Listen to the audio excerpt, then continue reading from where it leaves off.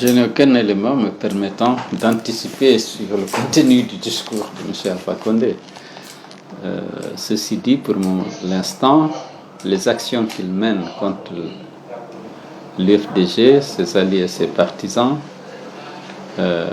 sont inacceptables parce que contraires à la loi, contraires aux règles et principes de la démocratie, à l'état de droit et aux droits humains. Je ne sais pas qu'est-ce qu'il va dire, mais moi je juge Alpha Condé aux actes et non à ses discours. Monsieur le Président, certains pensent aujourd'hui que le président Alpha Condé doit, à l'occasion de ce discours, annoncer la libération des détenus politiques. Comme on le sait, pour la plupart sont issus de l'UFDG. Est-ce que vous partagez cet avis? Ah bien, c'est le sentiment des gens. Moi, je sais qu'Alpha est capable de tout. Il est capable de les maintenir en prison, il est capable de les libérer. Il sait qu'il les a fait arrêter sans motif valable. Donc, je ne sais pas qu'est-ce qu'il va dire et je ne sais pas qu'est-ce qu'il va faire. S'il le fait, c'est tant mieux que des pauvres citoyens arrêtés illégalement recouvrent la liberté. Ce serait une bonne chose pour lui. Ce serait une bonne chose, surtout pour eux, ceux qui vont être libérés, et qui sont là par sa volonté. Et s'il le veut, et je sais que, il le peut.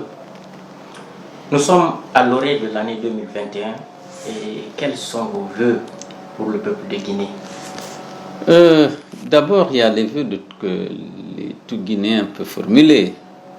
Je souhaite que nos lois soient respectées, les infrastructures améliorées, les conditions de vie des citoyens améliorées également.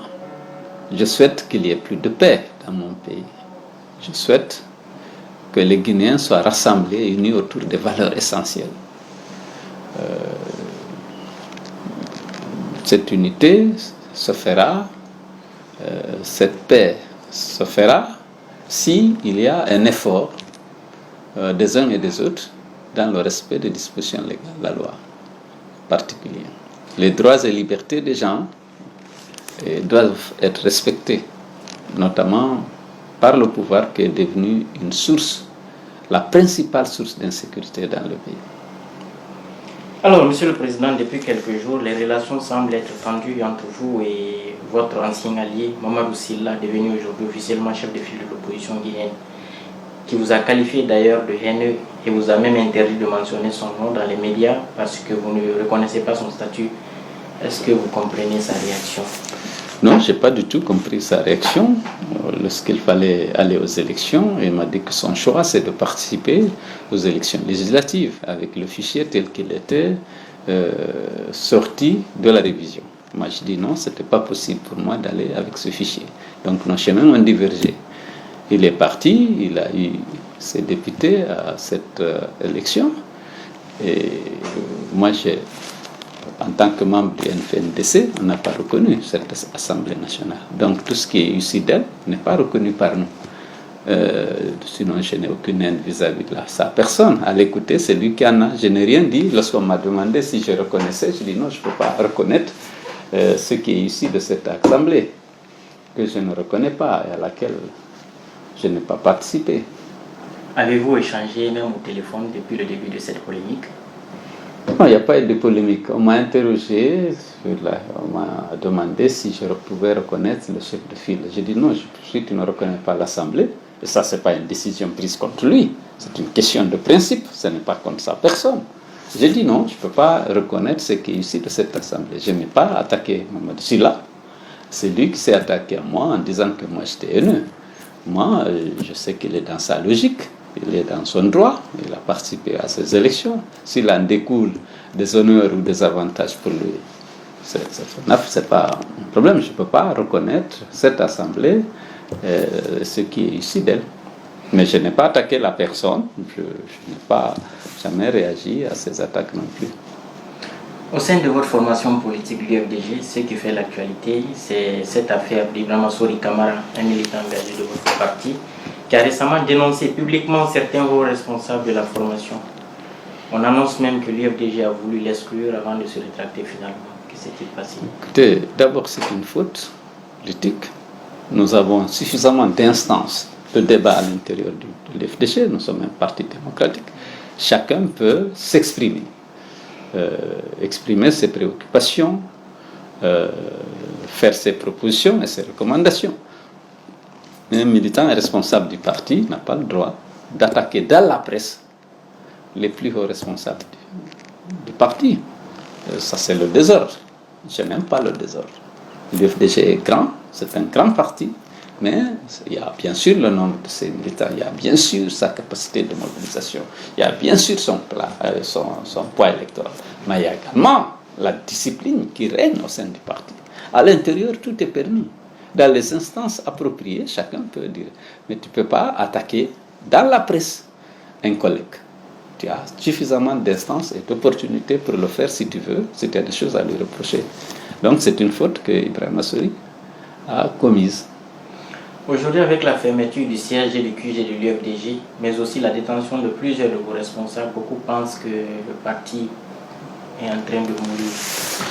Est-ce que vous partagez cet avis? J'étais en train de vous dire tout à l'heure, la force de l'UFDG, ce n'est pas les bâtiments. Ce n'est pas simplement aussi même le nombre. On a beaucoup d'électeurs, on l'a prouvé lors de la récente élection présidentielle du 18 octobre. L'UFDG est un grand parti. C'est d'abord l'engagement, la détermination, le désintéressement de ces militants, la discipline de ces militants, l'attachement aux valeurs que nous défendons. Parce que nous sommes réunis autour de l'UFDG, autour des valeurs. Nous voulons que notre pays soit un pays régi par les règles et les principes de la démocratie et de l'état de droit. Nous voulons que la gouvernance soit améliorée, que les ressources publiques soient gérées dans l'intérêt de tous les citoyens. Actuellement, c'est ce qui passe. La corruption endémique, la course effrénée à l'enrichissement illicite par le clan.